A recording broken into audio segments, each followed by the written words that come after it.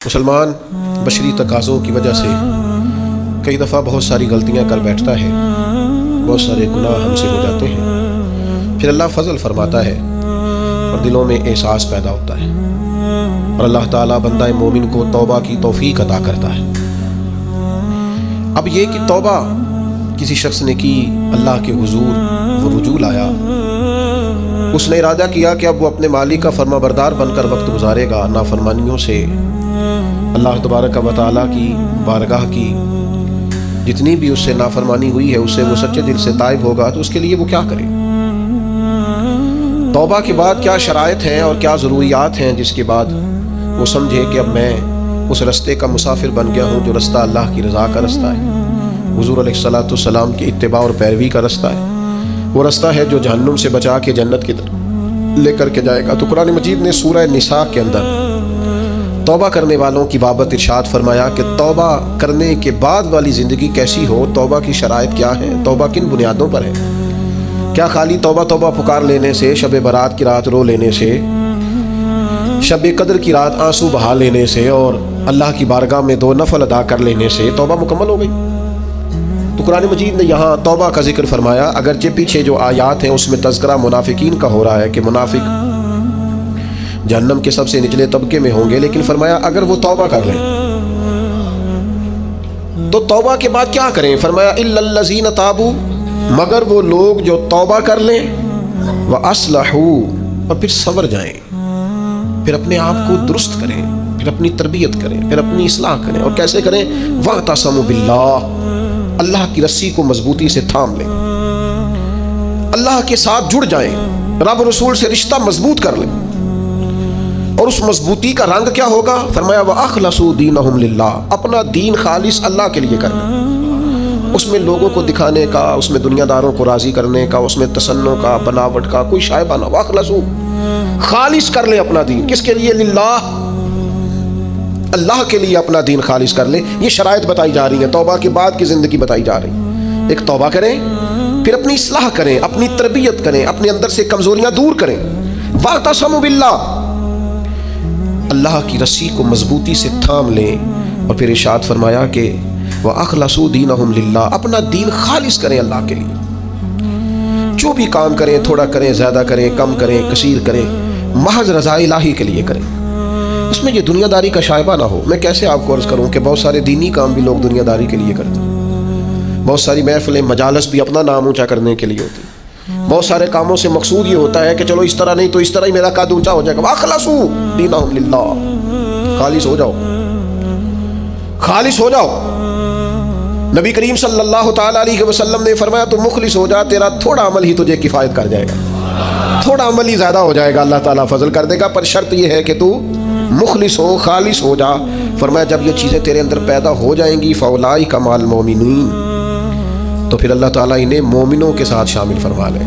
میں کہہ چکا ہوں بات تو پیچھے منافقین کی ہو رہی ہے، لیکن یہاں صوفیاء نے باریک نقطہ بیان کیا۔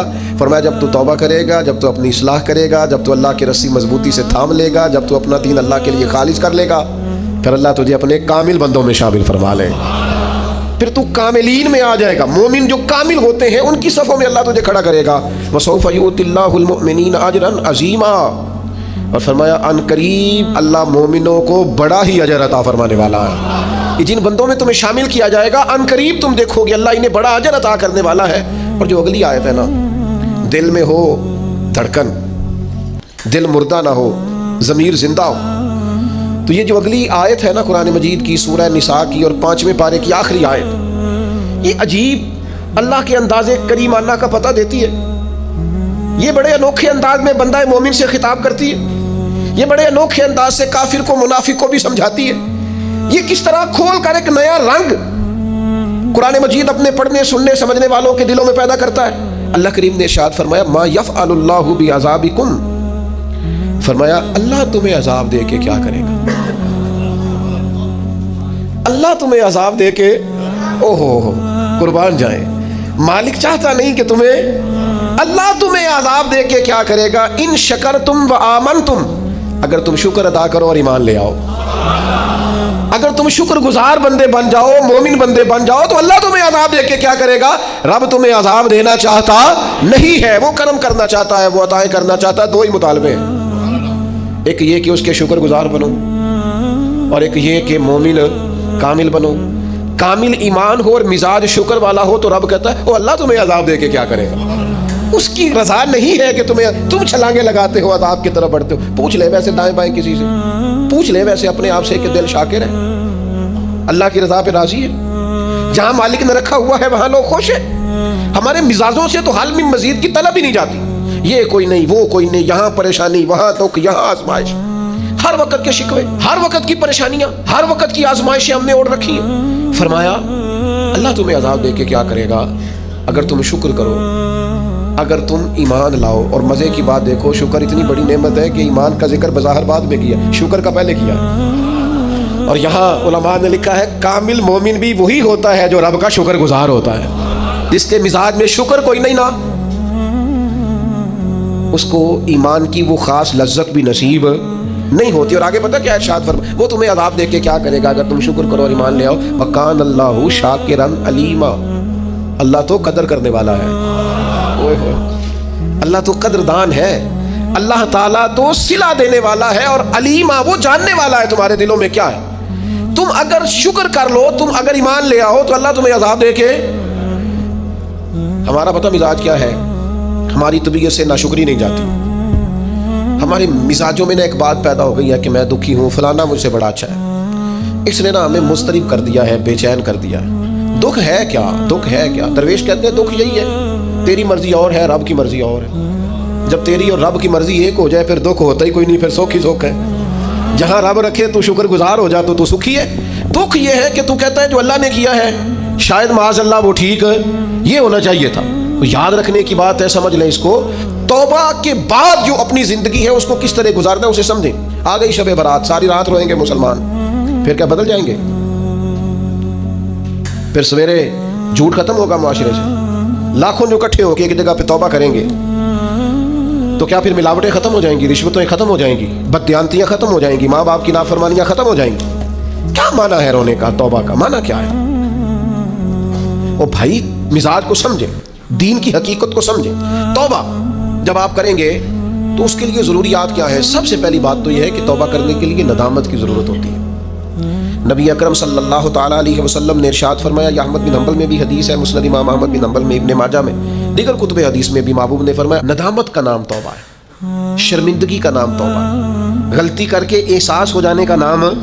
और जिन लोगों में एहसास नहीं उनकी कोई तौबा नहीं। मुझे याद तो नहीं जी कभी किसी का दिल दुखाया हो, मुझे याद तो नहीं कभी किसी का बुरा चाहा हो, मुझे याद तो नहीं कभी किसी का नुकसान किया हो, पर मैं अल्लाह की बारगाह में तौबा करता हूँ। भाई आप पाक साफ इतने हैं तो तौबा किस बात की? आप में जब नदामत ही नहीं पैदा हो रही, आप गुनाह को गुनाह ही तस्लीम नहीं कर रहे, अपनी गलती नहीं मान रहे, तो तौबा काहे की? तो तौबा करने से पहले एहसास पैदा करना, नदामत पैदा करना, शर्मिंदगी दिल में पैदा होना, ये तो पहली सीढ़ी है। और अगर ये सीढ़ी हासिल नहीं है तो फिर तौबा इंसान को मुयस्सर आ सकती। हज़रत उमर फारूक रज़ी अल्लाह ताला अन्हु इरशाद फरमाया करते थे, जो लोग ज़्यादा कसरत से तौबा करने वाले हैं, इस्तिग़फ़ार करने वाले, उनके पास बैठा करो, उनके दिल नरम होते, उनकी सुबत इख्तियार किया करो। मिजाज के नरम होते, क्यों? कि उनके अंदर एहसास होता है हमसे गलती हो गई, उन्हें ख्याल आता है। आज हमारा सबसे बड़ा मसला यह है कि हमें एहसास ही नहीं अपनी गलतियों का। मोमिन की शान ये है कि वो राई के दाने के बराबर कभी गलती करे तो उसे पहाड़ महसूस होती है, वो मुझसे तो बड़ा गुनाह हो गया। और मुनाफिक की अलामत ये होती है कि पहाड़ के बराबर गुनाह करता है तो राई समझता है, कहता कुछ भी नहीं, सारी दुनिया नहीं करती, फिर क्या हो गया? हो जाता है इंसान नहीं।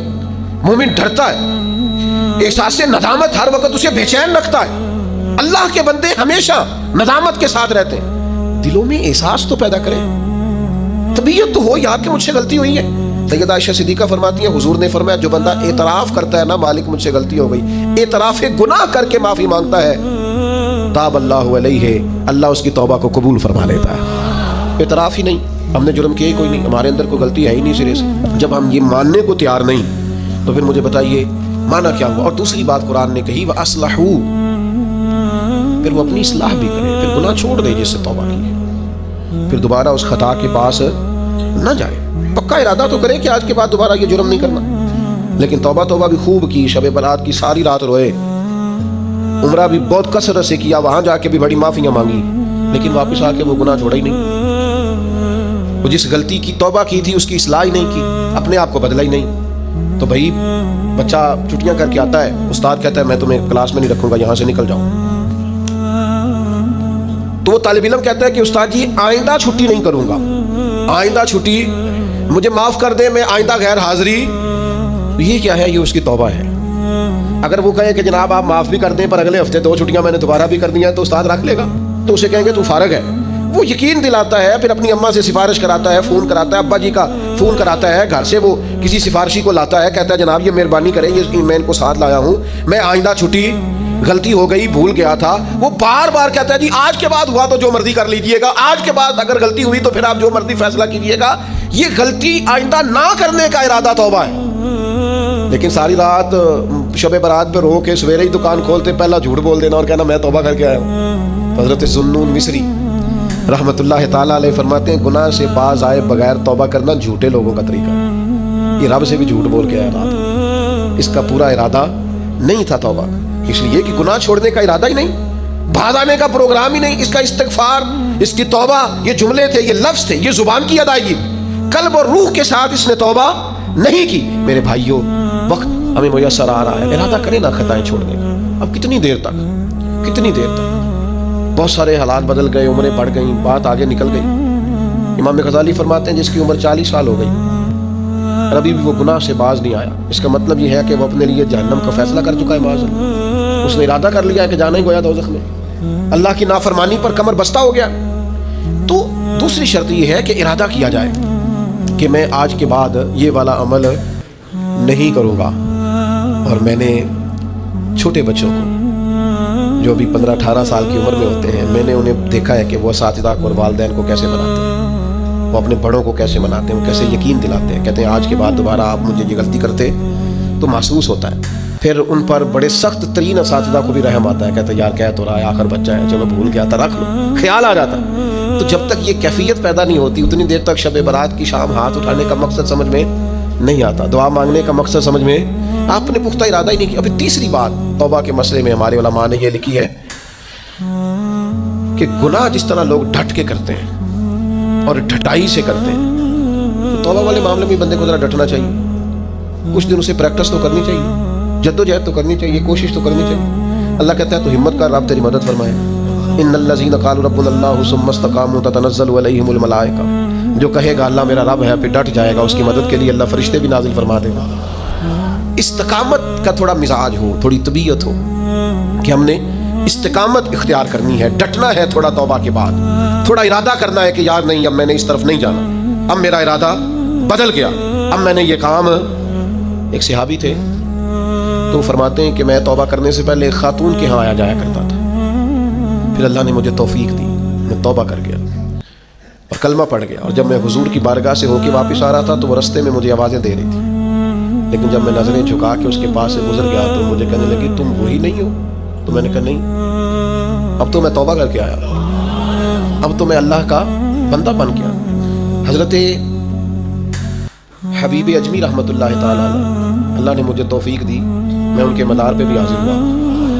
بغداد محلہ میں ان کا مزار ہے, اور میں ان کے نا قبر کی پیروں کی جانب کھڑے ہو کے نا تو ان کے کچھ اقوال ان کو سنا رہا تھا, ان کے کچھ اقوال ان کو سنا رہا تھا. حضرت حبیب اجمی رحمت اللہ علیہ سود کا کام کرتے تھے. دعا کریں اللہ ہم سب کو محفوظ کرے, آمین تو کریں اللہ ہم سب کو. اب لوگوں نے بغلوں میں فتوے بھی رکھ لیے ہیں. کل پرسوں میرے پاس ایک صاحب فتویٰ لے کے آئے, فلانے مولانا صاحب نے کہا فلانی بینک کا سیونگ اکاؤنٹ بھی ٹھیک ہے, یہ میری بغل میں فتویٰ ہے تو یہ آپ پڑھ لیں. میں کیا تو مینو کو پوچھنا ہے, تو تیرے کو فتویٰ جو ہے ایک بندے کو فتویٰ مل گیا ہے اور اس نے پکڑا ہوا ہے بغل میں ہے, میرے پاس کیوں آیا ہے؟ کہنے لگا جی آپ کیا کہہ رہے ہیں؟ میں کیا تو تاں آئے ہیں, تو مطمئن نہیں مولوی دی گل, اگر تو مطمئن ہوتا تو تصدیق کرنے, تو یہ تو مطمئن نہیں ہے نا, اس کا مطلب ہے کہ بات کے اندر شک ہے, اس گالے چ رولا ہے.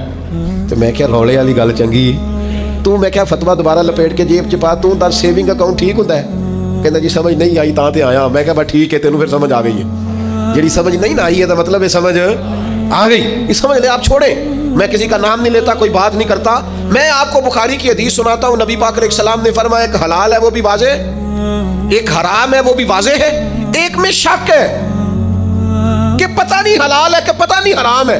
میرے کریم محبوب نے فرمایا تم نے شک والی چیز سے بھی بچنا ہے، شک سے بھی تم نے بچنا ہے، اس لیے کہ مسلمان طیب اور طاہر کا قائل ہوتا ہے، وہ پاکیزہ مزاج ہوتا ہے، پاکیزگی کا قائل ہوتا ہے۔ بھائیو یہ بچیں، یہ رزق حرام اتنا نقصان کرتا ہے کہ انسان کا اللہ سے رشتہ کمزور کر دیتا ہے۔ لقمہ حرام سے پوری پرہیز، پوری زہر کی طرح اس سے پرہیز کریں، تیزاب کی طرح اس سے بچیں، تب جا کے انسان کی روحانی زندگی کچھ آگے بڑھنی شروع ہوتی ہے۔ توبہ سچی، اخلاص والی، سنورنے والی اور استقامت والی کہ میں نے پھر دوبارہ یہ عمل نہیں کرنا، اور عادتیں بدل جایا کرتی ہیں، عادتیں بدل، عادی تھے لوگ شراب کے، پر حضور نے فرمایا حرام ہے، پھر دوبارہ کوئی قریب بالکل جن چیزوں کی 100% کوئی منع کرنے والا نہیں تھا ان کو اشاروں سے منع کیا میرے نبی پاک۔ تو یہ بندہ مومن کی شان ہوتی ہے، پھر وہ اتنے پکے ہوئے کہ دوبارہ ان چیزوں کے قریب تو توبہ کریں لیکن پھر اس پر ڈٹیں۔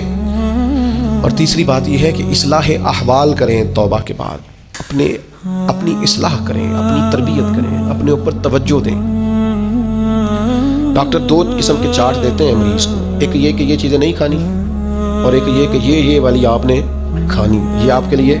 وہ کہتے ہیں تم نے تلی چیز نہیں کھانی، تم نے تیزابیت والی نہیں کھانی، آئلی چیزیں نہیں کھانی، اور سلاد ضرور کھانا ہے، پھل کا استعمال ضرور کرنا ہے۔ یہ کیوں بتاتے ہیں کہ اگر آپ کو ساری چیزیں چھوڑ دیں گے تو پھر جسم کے اندر طاقت موجود نہیں رہے گی، کچھ آپ کو وہ چھوڑنی ہے جو نقصان دیتی، لیکن وہ کھانی ہے جو جسم کو طاقت ور کر۔ اصلاح احوال کا معنی یہ کہ یہ گناہ چھوڑ دیں اور اس کے ساتھ یہ والی نیکیاں کریں، سویرے اٹھ کے نفل پڑھیں، دن میں قرآن مجید پڑھیں، استغفار پڑھیں، درود پاک پڑھیں، غریب کی مدد کریں، ماں باپ کی خدمت کریں، جو آپ کے ذمہ حقوق العباد ہے ان کو صحیح کر کے ادا کریں، اپنی زندگی کے اندر بہتر تبدیلیاں لائیں، اپنے آپ کو بدلیں۔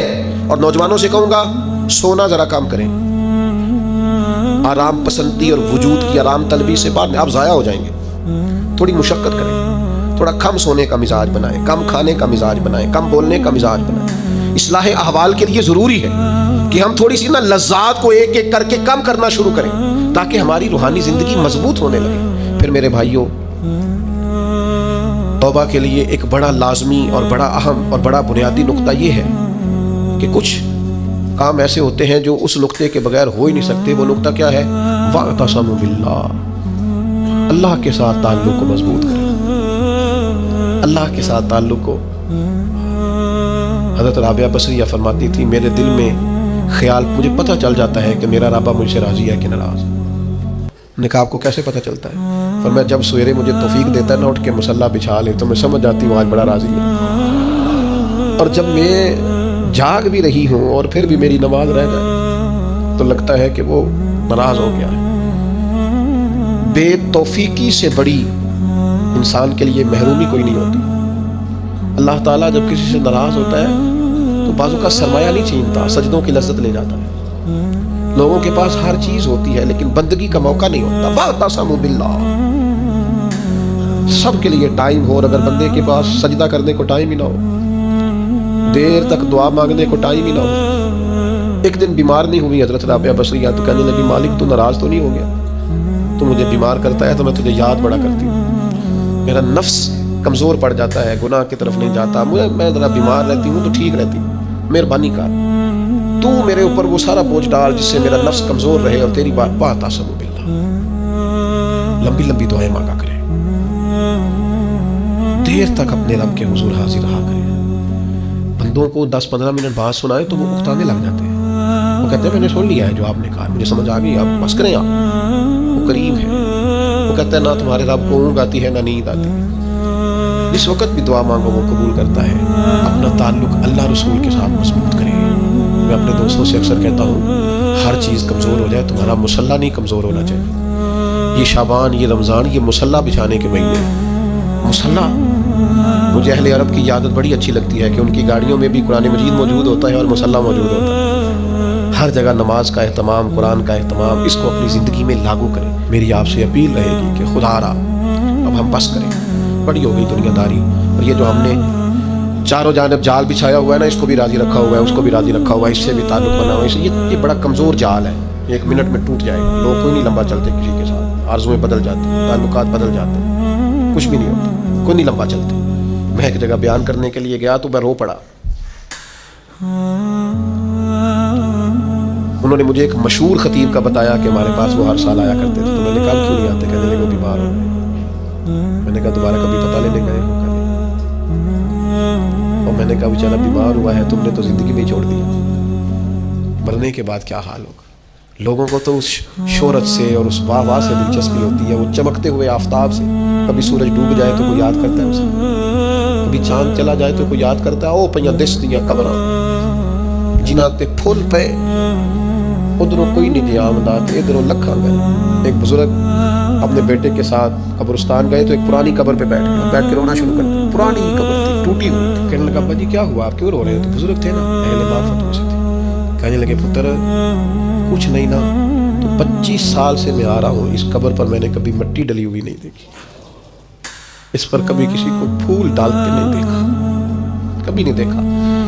کوئی اس قبر کے پیروں کی جانب کھڑا ہو کے فاتحہ پڑھ رہا ہے، کبھی نہیں دیکھا. تو یہاں آیا ہوں. تو لوگ تو کہنے لگے 20-25 سال تو مجھے بیت گئے. ان کا بیٹا مجھے بتانے لگا کہ ابا جی بڑا روئے ہمارے ساتھ. کہنے لگے کہ پتہ نہیں ہمارے ساتھ کیا ہونے والا، آتے ہی نہیں لوگ، بھول گئے. آپ چلے جائیں قبرستان میں، کئی قبریں شکوہ کریں گی کہ کوئی نہیں آیا. زمانہ بر مزار ماں غریباں، یہ جہانگیر کی قبر پہ لکھا ہے کہ میں غریب ہوں، میری قبر پہ تو بلبل بھی کوئی نہیں آتی. کوئی بلبل ہی گیت سنا جائے آ کے، کوئی پروانہ ہی نہیں آتا. لیکن بادشاہ والا امیراں دے دیوے بل دے صدا فقیراں دے. وہ حضرت پیر میر علی شاہ پاک پتن گئے تو نعرے بڑے لگ رہے تھے بابا صاحب کے. تو کہا یہ کیا ہے؟ فرمایا قرآن سچا. رب نے کہا تھا فاذکرونی اذکرکم، مجھے یاد کرنا میں تمہیں یاد کروں. فرید نے ساری زندگی اللہ اللہ کی ہے، اب دنیا دیکھو ان کو یاد کر رہی. تو میرے بھائیوں ہم نے توبہ کرنی ہے، لیکن پھر سنورنا ہے، پھر اخلاص پیدا کرنا ہے، پھر اللہ سے جڑنا ہے، پھر اپنے معاملات کو درست کرنا ہے.